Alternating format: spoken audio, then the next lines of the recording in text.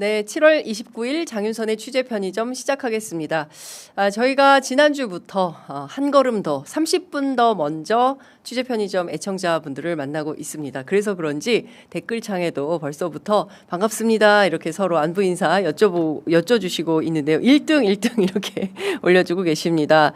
장 기자님 더운데 여러모로 애 많이 쓰십니다. 그리고 지금쯤 8.15 특별 사면 심사가 진행 중일 텐데요. 오늘 방송 중에 조국 대표님 특별 사면 필요성에 대해서 좀 강하게 앵커 오프닝을 해주시면 좋겠습니다.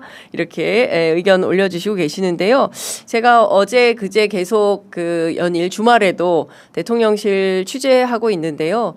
조국 대표 사면과 관련해서는 특별하게 왜냐하면 이게 사면권이 대통령의 고유 권한이기 때문에 관련해서 참모들이 세게 본인의 의견을 피력하거나 하지는 않습니다.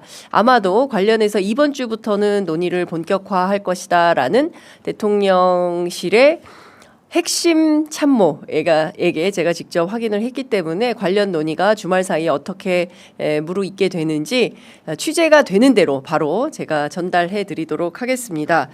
그리고 저희가 지금 뉴스퀵 배송 첫 번째 소식을 전달해 드리기 전에 어제 대통령실과 정부 부처에서 지금 아시는 것처럼 8월 1일 트럼프가 정한 관세 협상 마지막 D-Day를 앞두고 오늘이 D-3일인데요. 우리 정부에서 마스가를 제안했다라는 보도가 쏟아지고 있습니다. 마스가가 뭐야? 이제 궁금해 하실 것 같은데요. 아시는 것처럼 마스가는 마가라는 데서 따온 겁니다. 마가. 미국을 다시 위대하게 하는 마가 프로젝트 여러분들 아시죠? 트럼프의 캠페인 구호이기도 하고 트럼프가 맨날 쓰고 나오는 모자에 적혀 있기도 하죠. 여기에 S를 포함한 겁니다. 그래서 마스가인데요.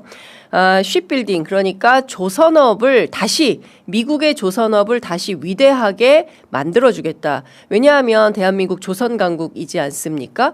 조선강국인 대한민국이 미국의 조선산업을 다시 부강하게 만들어주겠다라고 트럼프 정부의 역제안을 했는데요. 관련해서 트럼프 행정부가 D-3일 어떤 화답을 줄지 상황을 좀 지켜봐야 될 것 같습니다. 아시는 것처럼 일본은 5,500달러를 투자하기로 했죠. 물론 세부 항목에 대한 구체적인 합의 내용이 나오지 않고 있어서 미국은 미국대로 일본은 일본대로 각자 자기에게 유리한 방식대로 해석을 하고 있지만 총합하면 758조 원 우리 돈으로 이렇게 대미 투자를 하기로 했고요. 아시는 것처럼 유럽연합도 6천억 달러의 대미 투자를 약속했습니다. 우리 돈으로 치면 어마어마한 금액이다. 일본보다 500억 달러가 더 많은 거죠. 여기에 일본은 보잉 항공기 100대 구매하기로 했고요. 농산물 등 80억 달러어치를 또 구매하기로 했습니다. 미국산 쌀 수입도 75% 늘리기로 했죠. 유럽연합은 앞으로 3년 동안 미국산 에너지 7,500달러를 사들이기로 했습니다. 우리 돈으로 약 1,040조 원에 해당하는 건데요. 각국에 이렇게 세게 돈을 먹이고 있는 트럼프. 과연 대한민국은 마스가 프로젝트로 잘 협상이 마무리될지 D-3일 온 국민의 눈과 귀가 지금 협상장으로 향하고 있다라는 말씀을 드릴 수 있을 것 같습니다. 저희 취재 편의점에서 준비한 뉴스퀵 배송 첫 번째 소식은 준비한 영상부터 먼저 보시고 말씀 이어가도록 하겠습니다.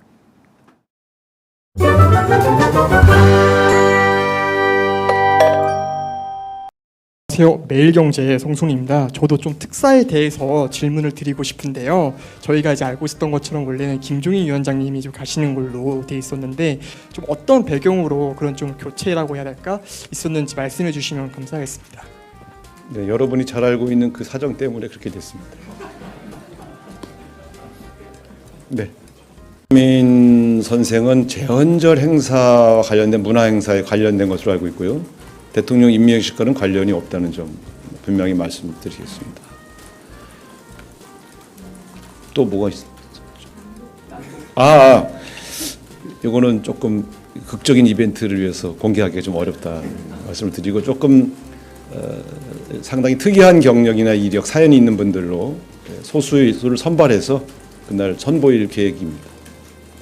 네, 어제 이 기자회견을 준비하기 위해서 몇몇 참모들과 실무자들과 여러 가지 준비도 했었거든요. 거기서는 분명히 이렇게 길게 답변하지 않기로 하셨는데 약속을 어기셔서 네, 제가 항의했습니다. 그랬더니 좀 길었죠 답변이. 그러면서 좀 더 상세하게 국민에게 설명하고 싶었다 이렇게 말씀하셨고, 또 예를 들지 않기로 했는데 왜 자꾸 사례를 들으셔서 답변하셨냐는 작은 항의도 했는데 또 웃으시면서 그게 마음대로 안 되더라 이제 이렇게 얘기하셨으니까 어쨌든 되게 전체적인 기자회견 흐름과 맥락이 나쁘지 않았다. 또 최대한 국민과 직접 소통하기 노력하신 것으로 그렇게 저희는 평가하고 있습니다. 여러분도 좋게 평가하시나요? 안녕하세요. 여러분들도 좀 좋게 평가를 해주시면 이렇게. 네, 제가 대통령실 브리핑룸 계속 취재하고 있죠. 대통령실 취재 현장 가보니까요, 실제로 기자들과 당국자 사이에 상당한 긴장감이 있습니다. 근데 그 사실은 뭐 너무 예사로운 일이죠. 어느 출입처가 됐던 기자와 당국자 사이에서는 견제, 그리고 뭐 기자들은 사실은 감시하고 실제로 그 부처에서 어떤 일들이 벌어지는지 취재해서 보도해서 국민들에게 알리는 역할을 하고 있지 않습니까? 그러니까 불가근 불가원 이렇게 서로 관계를 설정하기도 합니다. 더러는 상당한 힘겨루기가 있기도 하고 또 날선 공방을 하기도 하는데요. 그런데 유일하게 우상호 정무수석만큼은 기자들하고 상당히 라포가 있는 것 같더라라는 게 확인이 됩니다. 웃으면서 브리핑하는 분들이 거의 없는데 우상호 수석만 계속 웃으면서 기자들에게 이해를 구하고 이렇게 하고 있던데요. 왜 그런가 제가 좀 취재를 해봤더니 아무래도 그 대통령실 출입 기자들은 지금 대체로 대통령 선거에서 당선된 팀, 그러니까 그 팀에 출입했던 정당의 기자들이 건너오는 경우가 굉장히 많이 있더라고요. 그러니까 이번 같은 경우에는 지난 대통령 선거에서 민주당의 이재명 후보 캠프를 취재했던 기자들이 대거 대통령실로 들어온 경우죠. 그러니까 민주당 정치인들하고 상당히 라포가 형성된 기자들이어서 그런지, 그리고 그 국회에서 우상호 수석 과 취재를 많이 해서 그런지 상당히 날카로운 질문이 들어와도 뭉툭하게 만드는 재주가 있는 분이라서 그런지 어쨌든 특유의 친화적인 화법으로 저렇게 웃으면서 브리핑을 하더라라는 것이고요. 특히 어제는 8.15 광복절에 시민 10,000명을 광화문에 초대해서 국민인 우리가 이재명 대통령을 임명한다라는 컨셉으로 국민 임명식을 열기로 했습니다. 관련된 브리핑을 어제 우상호 정무수석이 한 건데요. 관련해서 기자들의 관심은 그래서 이 행사를 탁현민 전 의전 비서관이 기획하느냐라는 것인데 확실히 명토 박아서 그분은 아니다라고 설명을 하는데 그 과정에서도 아까 보신 것처럼 상당히 웃음이 터져 나왔습니다.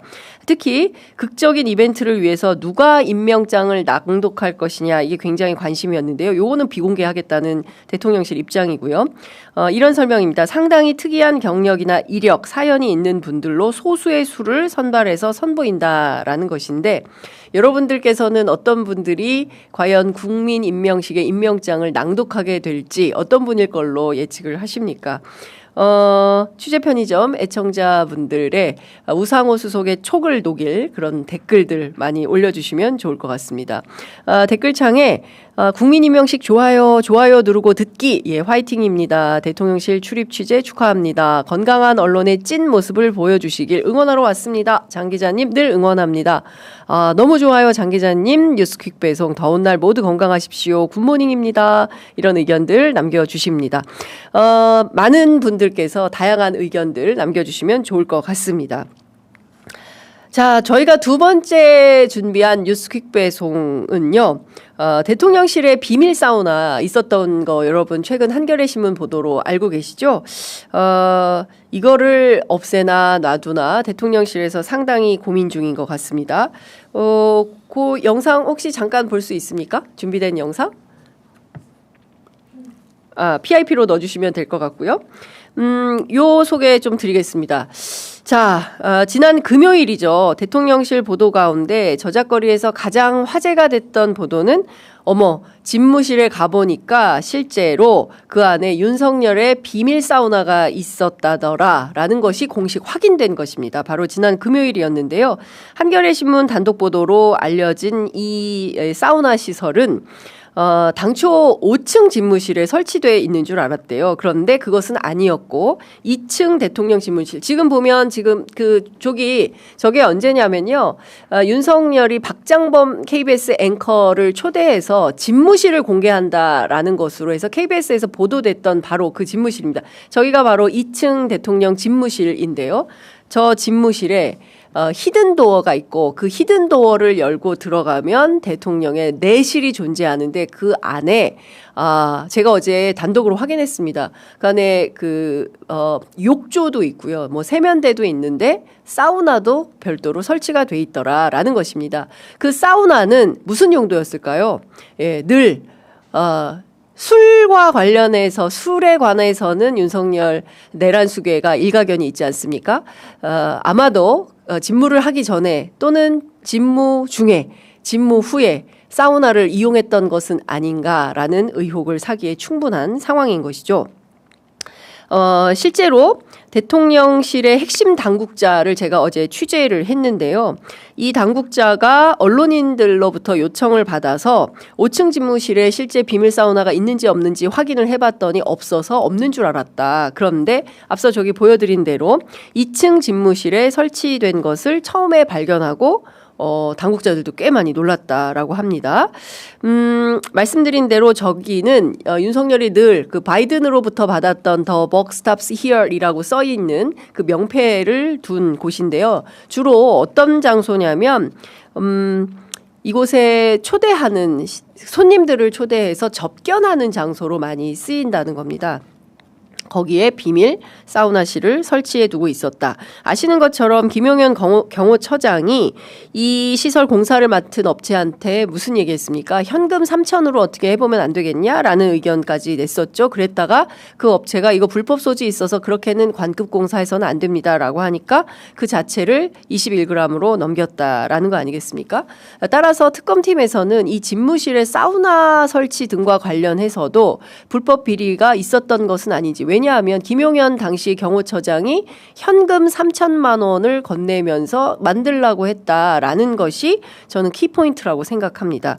어떻게 해서 이런 발상이 가능한 건지, 경호처장 김용현은 무슨 돈이 있었길래 현금으로 대통령실 내부에 사우나 설치를 불법으로 하려고 했었던 것인지, 그 관련된 사실 확인이 필요하다라는 생각이 좀 듭니다. 그런데요, 제가 어제 추가로 더 확인한 내용이 있습니다. 잠시만요.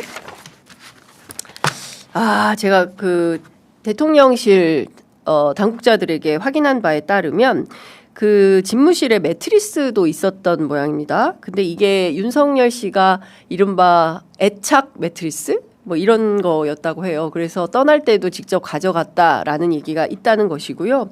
술 때문에 평소에도 군의관들을 불러서 링거를 많이 맞았다고 하는데요. 군의관을 어디로 불렀냐? 한남동 관저로 직접 불러서 링거를 맞았다고 합니다. 왜냐하면 과음 때문에요. 예, 과음 때문에.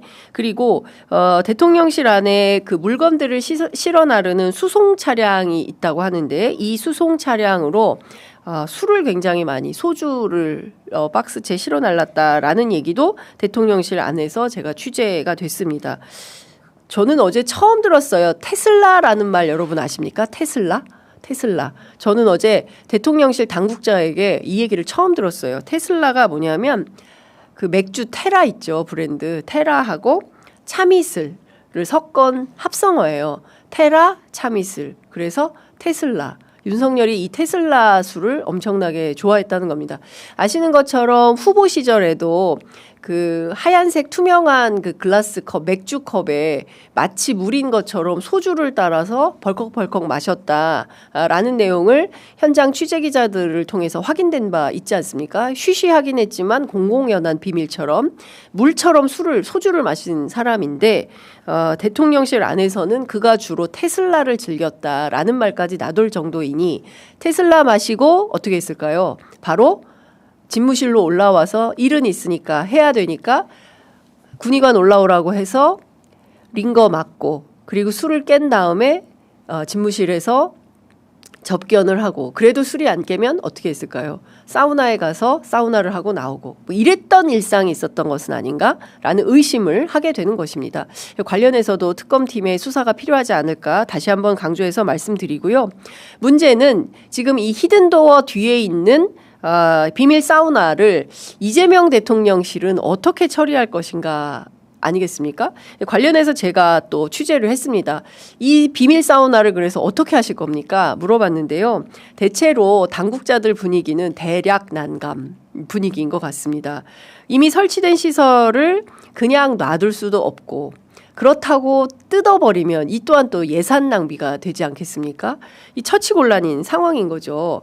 그래서 원상복귀를 하려면 예산을 세워서 결국 국민 혈세로 이거를 인테리어 공사를 또 해야 되는데 지금 대통령실은 청와대로 이전 계획이 분명하고 이것은 합참이 쓰던 건물이기 때문에 다시 모든 것이 제자리로 돌아가는 차원에서 아마도 합참으로 돌아가게 될 것 같은데 그때 그냥 쓰도록 놔둬야 되는 것은 아닌가 이런 고민을 하고 있는 것 같습니다. 그런데 조금 더 추가 취재를 해보니까 그 지휘관급, 군대 안에 지휘관급 사무실에는 샤워 등이 가능한 내실이 있다고 하더라고요. 왜냐하면 24시간 상시 대기가 필요한 업무를 하기 때문에 경찰서장의 경우에도 직급은 군내 어떤 사령관급보다는 낮지만 그래도 샤워가 가능한 내실이 존재한다라는 겁니다. 아마도 그 차원에서 합참이 쓰던 그 방에 내실이 있었고 그 내실에 뭐 그 욕조와 세면대는 있었지만 거기에 별도로 욕조도 별도로 설치한 것인지 그것도 좀 확인을 해봐야 될 것 같은데 원래는 샤워 시설 정도는 있다고 합니다. 당분간 대통령실에서는 대통령께서 제일 싫어하는 게 혈세 낭비래요. 엉뚱한 데 돈 쓰는 거 막 보도블록 깨고 막 이러는 거 있지 않습니까? 그걸 이재명 대통령이 피 같은 국민 세금을 왜 그런데 엉뚱한 데 쓰느냐 너무 싫어한다라는 겁니다. 관련해서 아마도 그 시설을 이용은 안 할 텐데 현재로서는 그냥 인테리어 공사를 하면 또 돈 써야 되니까요. 그냥 현재의 상태로 유지하거나 놔둘 가능성이 매우 높다라는 내용을 제가 취재를 했습니다. 링거 맞고 술겜 사우나. 저희 예전에 취재 편의점 광고하던 술겜 여러분들 기억하시는지 모르겠지만 예, 그런 것 같습니다. 대량 난감 없애야죠. 예, 시멘트로 발라버립시다. 이런 의견들. 대구예요. 대구가 주로 소주 참소주랑 참이슬 먹어요. 윤석열이 대구지검에 근무했잖아요. 이제 이런 의견들 올려주시고 계십니다. 격이 다른 대통령 시대 사는 것이 얼마나 다행인지 이러니 이재명 하는 거다. 알겠냐? 이런 의견. 테슬라 원래 있었습니다. 그랬군요. 전 잘 몰랐습니다. 테라 참이슬 테슬라 원래 있었어요. 전 잘 몰라가지고요. 예, 그랬습니다.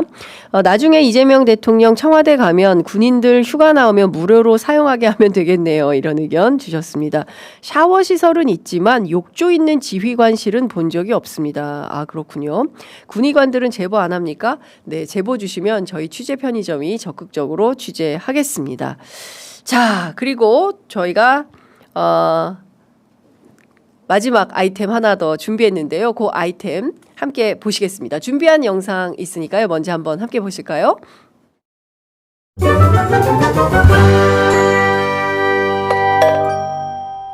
윤석열 대통령의 구치소 생활이 너무나 참혹하다 이렇게 알려지고 있습니다. 자, 윤석열 대통령이 과거의 어느 대통령들처럼 이 뭐 3평, 4평 이런 것도 아니고 1.7평, 1.8평 그러니까 한 사람 몸만 겨우 누울 수 있는 그런 공간이고 그런데 심평 변호사가 면회를 갔다 오고 난 뒤에 정말 너무나 참혹해서 고혈압, 당뇨, 거기다 대상포진 등등해서 이 질환이 있는데 자, 여기에 대해서 제대로 치료나 또는 제대로 된 처치가 어려운 것 아닌가 환경 자체 네, 보신 것처럼 저 장면은 보수 유튜버죠. 성창경 TV의 한 장면입니다.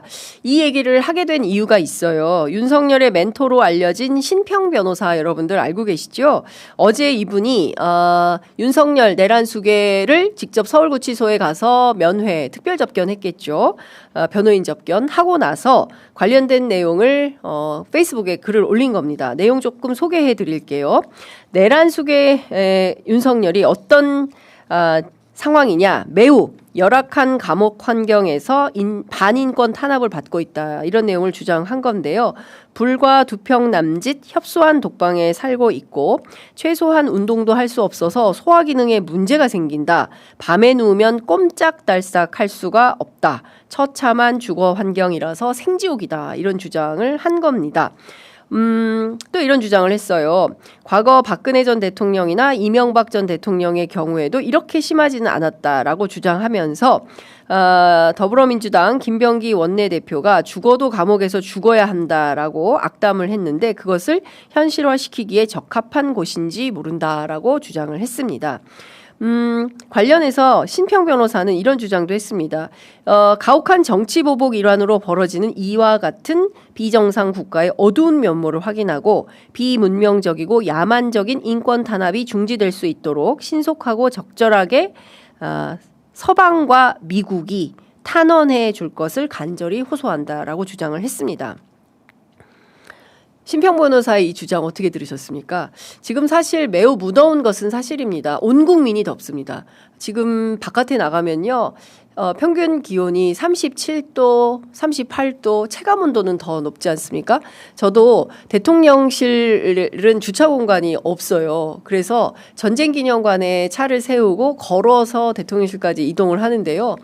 걸어가는 그 시간 내내 땀이 뻘뻘 납니다. 근데 현장에는 그 근무서는 경찰관들이 굉장히 많으세요. 그 경찰관들께 여쭤보니까 어떤 분들은 1시간 단위로 이동을 한다고 해요. 그럼 그 땡볕에 1시간을 서 있으면 얼마나 덥겠습니까? 죄 짓지 않은 평범한 시민들, 군인들도 경찰들도 이렇게 현장에서 고생을 하고 있어요. 그런데 내란을 일으킨 수괴에 해당하는 범죄자 아니겠습니까? 그 감옥에 가 있으면서 투덜투덜 하고 있습니다. 환경이 열악하다 그러면서 마치 무슨 민주화 운동하다가 투옥된, 독립운동하다가 투옥된 민주열사인 것처럼 미국과 서방 세계가 나서서 내란 수계 윤석열을 구출해야 된다라는 궤변을 설파하고 있는 것입니다. 관련해서 최근 보석 허가를 받고 출소한 송영길 소나무당 대표가 페이스북에 글을 올렸습니다. 참으로 황당한 일이다라고 주장을 하면서 윤석열이 특검 시절에 이명박 박근혜를 구속하고 송영길 조국 등을 구속해서 모두 동일한 조건에서 고생을 했다. 그래도 박근혜 윤석열은 10.6 제곱미터 정도로 일반 수용인 4명이 갇혀있는 공간으로 덜 더운 2층이다. 이것도 특혜를 받고 있는 것이다. 일반 국민 수용자들은 4명이 더위를 견디는데, 그러니까 이제 감옥에 가면 혼것방과 독것방이 있는데 내란 수계 윤석열은 독것방을 쓰고 있는 겁니다. 그러니까 방에 무슨 굉장히 좁다고 하지만 혼자 쓰는 거예요. 그런데 혼것방은 여러 명이 같이 쓰고 대체로 4명에서 아마 지금 그 밀집도가 굉장히 높아서 덜어는 7, 8명이 한꺼번에 수용되는 곳도 있다라고 전해 듣기도 했는데요. 송영길 대표는 이렇게 말하고 있습니다. 일반 국민 수용자들은 4명이 더위를 견디는데 성렬이는 특혜를 받고 있다. 나는 6.7 제곱미터 넓이에 가장 춥고 가장 더운 3층이 굉장히 그런 시설인 모양입니다. 3층에서 추위 더위를 다 견디면서 11개월을 살았다. 이렇게 주장하고 있습니다. 별건 수사 공소권 남용으로 수많은 사람들을 피눈물 나오게 만든 사람이 몇 개월 구속을 참지 못하고 징징거리는 모습이 한심하다, 이렇게 지적을 하면서요. 일국의 대통령을 지낸 사람이 아니라 동네 깡패 두목도 못 되는 수준을 보여주고 있다라고 공개 저격했습니다. 특히 미국의 개입을 촉구한다고 어이상실이다. 성경책을 놓아 읽는 것 이외에 다른 어떤 지적 활동도 못한다고? 무슨 소리냐. 신문도 3가지 볼 수 있고 TV도 나오고 책도 얼마든지 반입해서 읽을 수 있다. 그러니까 신문도 볼 수 있고 텔레비전 뉴스도 다 접할 수 있고 그리고 책도 얼마든지 뭐 권수 제한이나 이런 것 없이 다 받아서 읽을 수 있다는 겁니다. 그래서 송영길 대표는 11개월간 감옥에 있는 동안 무려 300권이 넘는 책을 읽었다라고 팩폭에 나섰습니다. 그러니까 사실관계를 실시간으로 체크하면서 신평 변호사의 주장이 얼마나 얼토당토 않고 어이없는 주장인 것인지를 방금 보석 허가로 풀려난 송영길 대표가 증언을 하고 있다. 이런 말씀을 좀 드릴 수 있을 것 같습니다. 저희가 조만간 그 소나무당의 송영길 대표 모셔서 좀 더 상세한 서울구치소 상황을 여쭤보려고 하는데요. 지금까지 확인된 내용을 종합해 보더라도 신평 변호사의 윤석열을 비호하기 위한 주장은 사실에 부합하지 않는다. 팩트체킹을 바로바로 해보니까 그렇다라는 말씀을 좀 드릴 수 있을 것 같습니다. 지금 잘 보시면 내란 속의 윤석열 어떤 행태를 범하고 있습니까? 오늘 당장 그 김건희 특검에서 소환을 요구했으나 불응하고 있지 않습니까? 재판에도 3번이나 연속해서 출석하지 않았어요. 그리고 다음 주에 재판이 모두 없습니다. 왜냐하면 법원 휴정기에 들어갔기 때문에 2주간 재판이 없어요. 그러면 다 합치면 총 5주간 재판에 불출석하는 것입니다. 사실상 이 정도라면 직위원 재판부가 윤석열 내란 수괴의 궐석 재판으로 빠르게 속행해서 재판을 집중 심리를 해야 된다라는 게 법조 일반의 주된 판단입니다. 그럼에도 불구하고 직위원 판사 어떻게 하고 있습니까? 저희가 민변 참여연대 공동기획으로 늘 매주에 한 번씩 재판 모니터에서 말씀드리는 것처럼 전혀 적극적으로 재판을 지휘하지 아니하고 내란 수괴 윤석열의 변호인단에 의해서 오히려 이끌려가는 모습만 보이고 있다. 참으로 답답하다라는 비판이 쏟아져 나오고 있는 거 아니겠습니까? 관련된 내용을 종합해 보면 내란의 밤은 여전히 지속 중이고 내란에 종사했던 중요 임무 종사자들은 도처에 남아 있으며 여전히 내란은 종식되지 않았음이 확인되는 그런 증거 상황 아닌가 싶습니다. 정말 이런 상태라면 대한민국 국민들이 지금 여름이라고 내란이 끝났다고 새로운 정부가 출범했다고 해서 느슨해질 것이 아니라 그리고 보니까 언론 지면에서도 점점 내란 재판 그리고 또 내란 특검에 대한 보도량이 줄어들고 있습니다. 관련해서 취재 편의점 대통령실도 적극적으로 현장 취재하고 있지만 특검 수사에 대해서는 관심을 늦추지 않도록 하겠습니다. 끊임없이 비판, 감시, 견제하면서 균형을 맞추는 보도 계속 해 나가도록 하겠습니다. 자, 법원이 최고형으로 답을 해줘야 한다라는 말씀 주시고 계십니다. 욕설이 너무 많아서 제가 소개를 다 해드리긴 저희가 욕설을 소개하지 않습니다. 예, 네, 학시 신평 너 뭐 돼? 이런 글 올려주셨습니다. 드라마 폭삭 소가수다에서 학시 아저씨의 발언을 인용해서 설명을 해주신 것이고요. 운동하고 책도 쓰고 남들은 다 하는데 내란 속의 윤석열은 왜 못하나? 예, 학시 이렇게 또 알려주셨습니다. 직위원 재판부 바꿔야 됩니다. 이런 의견도 보내주셨습니다. 네, 신평이 변호사 접견 한 것만도 특혜다. 변호인 아니잖아. 특혜 제발 없애라 라고 주장하십니다. 안녕하세요. 좋아요 누르고 왔습니다. 네, 고맙습니다. 자, 오늘 뉴스 퀵배송은 여기까지 하고요. 다음 코너로 넘어가겠습니다. 저희가 3특검 수사지휘부 하고 있죠. 바로 이어가도록 하겠습니다.